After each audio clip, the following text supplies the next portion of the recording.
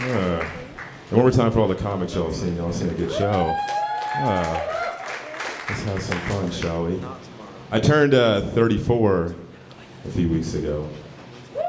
I appreciate it. One person, that's cool. It's like nobody gives a shit about your birthday. As somebody in their 30s, I've been to a lot of weddings.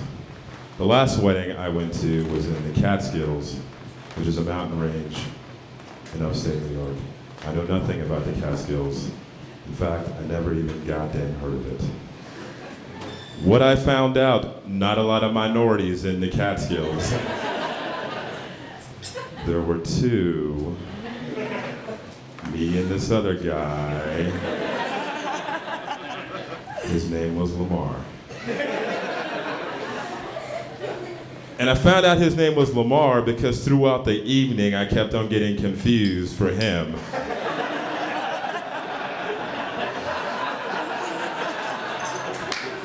People were walking up to me going, "Hey, Lamar, how are things?" And a sentence that I had to say, never thought I would ever have to say, which is, "I'm sorry. I'm George." The other black dude that's here.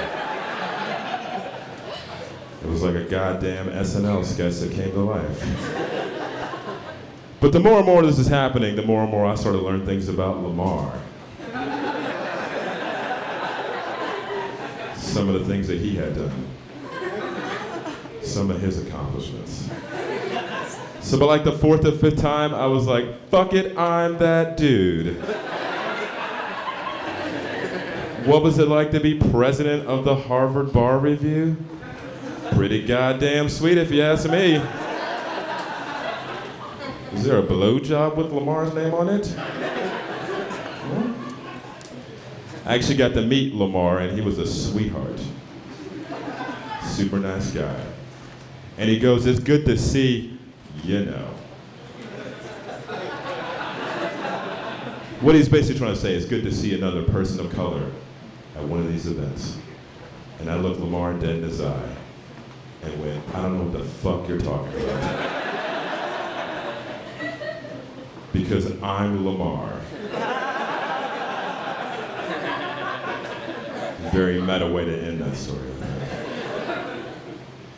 So Denver, I'm fixing a little vulgar if that's all right with y'all. A little vulgar. I appreciate that, thank you. I was hanging out with a friend of mine, he's a musician.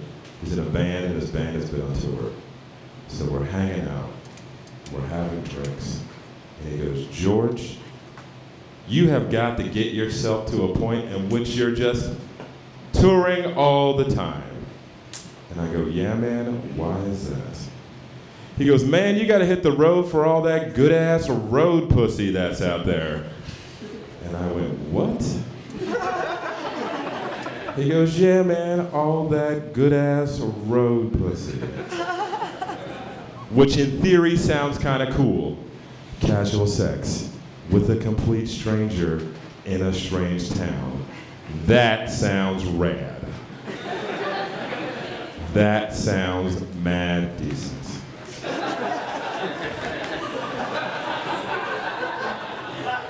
Until you refer to it as road pussy, that don't sound good at all. That sounds like that's been mashed up. That sounds like that's been stomped on. God damn. Where did you find this?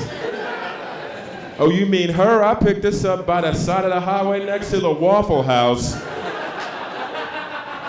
There's some good-ass RP in this town.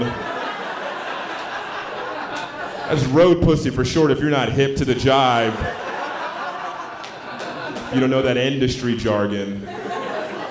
To me, road pussy sounds like something you get at a state fair in West Memphis, Arkansas. It's like, yeah, let me get a funnel cake, a deep fried Snickers bar, and some of that good-ass road pussy you got back there. And make it snappy. 3 Dog Night's about to go on. Some good-ass RP in this town. God damn. Glad y'all like that. One thing about me, I don't do drugs. People find that hard to believe. I know that because whenever anybody ever offers me drugs and I go, I don't do drugs, they go, well, I find that hard to believe.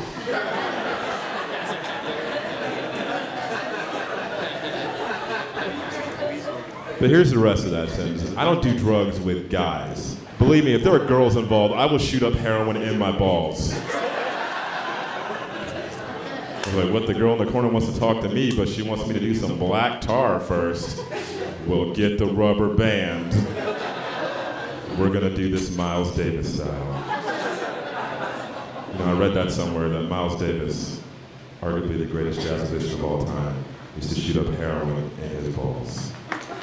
Can you imagine being in Miles' inner circle, seeing him do that for the very first time? Everybody's got their hair on, or whatever they called it back then. A few guys roll up their sleeves. A couple guys take off their socks. Miles drops trowel. And one guy's got to be like, Miles, what the fuck are you doing? And Miles' response is, it's cool, I'm fucking Miles Davis. I gotta get out of here in just a moment. I'm gonna do a quick one. I've got a friend of mine and her husband who are visiting me who live here in Denver, but they used to live in the Mid-South where I used to live. This is my favorite story about living in Memphis. If you've never been to Memphis, bit of a rough town. Town with a very high crime rate. In fact, crime is so bad in Memphis that there is a weekly publication, and all it is nothing but mugshots. That's it. Comes out every Monday, just a bunch of mugshots. Last time I was in Memphis, bought one, looked through it. Several of these people are hilarious. But my favorite was this guy by the name of Paul Spring. And Paul Spring was arrested for attempted aggravated assault, which we all know is very funny. Maybe that person is kind of funny. Here's the thing about Paul's mugshot. In his mugshot, he's wearing a bicycle helmet. You see the irony in that. Paul left the house in full compliance of safety to go out to go do some unsafe shit. He's like, hey Paul, where you going? I'm going to the park to attack me some women. Whoa. Are you riding your bicycle? Where the fuck is your helmet? Safety must always come first, Denver, Colorado. Enjoy the rest of the show. Thanks a lot.